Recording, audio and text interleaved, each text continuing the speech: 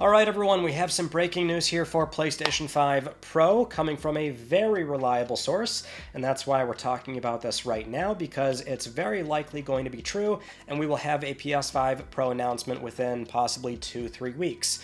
So this comes from Bilbo Kuhn writing for Dealabs, where, for those that don't know, they've had a very solid track record, something where typically the way they get this info, it's from like back-end website scrapping, so they usually see this info uploaded on Sony's site, or seeing blog posts early, or it could be something where they're to a point where they have that notoriety and sometimes they do have information presented to them, but they still tend to not ever say anything or put up reports unless it ends up being true or they're fairly confident of it being true. So that's why, again, this is worth discussing. So they recently put out a report about PlayStation 5 Pro and some key details about this platform, namely what it looks like. So we'll just go over that immediately. Really what we should say right up front is that there is the confirmed name. It is going to be called PlayStation 5 Pro. Obviously, we were all expecting that to be the official name, but it is called PS5 Pro. As for the design of the console itself, what's being explained here is that they were only able to get a visual of the front of the final retail box. So this is the one silhouette that they have, and they're not actually publishing that image just to avoid copyright. That would be something where if they do upload the official image, which is from Sony themselves, they would absolutely see a takedown notice. So that's why they've got this more crude-looking outline sketch of what the final hardware design is going to look like, and it very much does look like a PlayStation 5, a PS5 Slim carrying over that similar design language. You can see two USB-C ports, the power button on the bottom. There is no eject button because this is the other thing we can acknowledge right here is that they're saying they only have this particular visual, this final retail box, which is this particular PlayStation 5 Pro without a disk drive. This is something we've talked about and theorized before, and it's especially pertinent when it comes to the possible price tag for this console, Sony having the detachable disk drive on the existing CFI 2000 series. It is something where we question that maybe they would ship a PS5 Pro without a disk drive, and that would be a way for them to get this thing out the door without it being obscenely expensive. So it might be something where even if it is a very steep $600 or $650 price tag, that would be without the disk drive. So in this case, we are seeing, at least from Bilbo Kuhn, one final retail box where the console does not have a disk drive, in which case you would expect safely you would be able to attach a disk drive because Sony does sell those separately.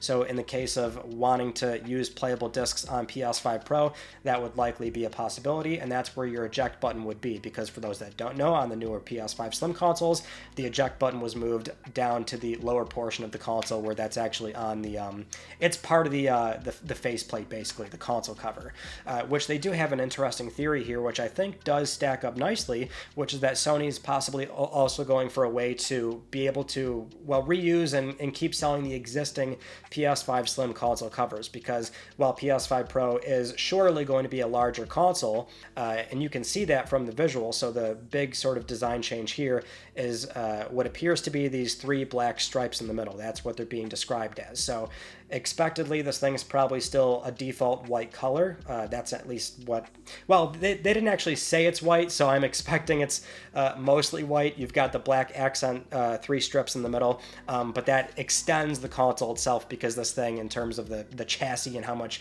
space this thing is going to take up, it's likely a larger console in terms of like width and height. So you can see how they sort of maybe got around that while still retaining the value of the existing console covers that they're selling on PlayStation Direct. So in theory, you could maybe reuse the console covers you have, or buy a color on Sony's site right now, and you'll be able to use that one for the upcoming console. They also say that there's still standard DualSense controllers coming with it, so nothing changed there.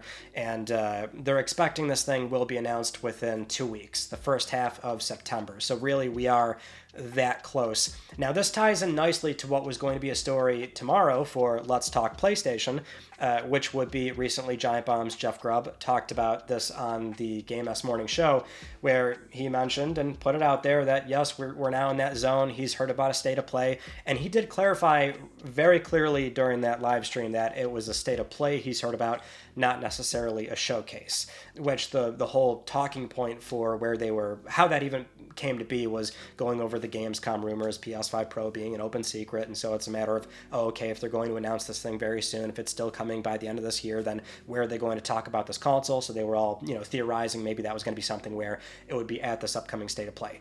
And that's basically where we're at right now. It's likely the real deal, which means we now know what the console looks like. Interesting that we saw it this way. This is what I was also getting at before when it comes to how Sony has to announce this thing like very, very soon. They want to be able to announce and ship as close as they reasonably can without cannibalizing existing console sales. And that's the same for even Slim consoles. But the problem is when it comes to preparing marketing materials and manufacturing the console, like it's very hard to keep that stuff locked down. So you want to be ahead of that stuff, right? In this case, we did see the console design first, but not completely in the flesh, if that makes sense. But we do see what it looks like for the most part. It is very much going to be a bigger console, with it being a Pro model, but I'm quite surprised to see that it does appear as though they are looking to reuse the existing console covers, which, if anything, smart play. I think that's good. It does still have the basic PS5 design language, so I know for some that's always a very contentious topic of absolutely hating the way PlayStation 5 looks this console generation. I've always been on that end where I like it and I enjoy the contemporary, sort of modern look to it, so it's not like this thing wasn't going to look very similar.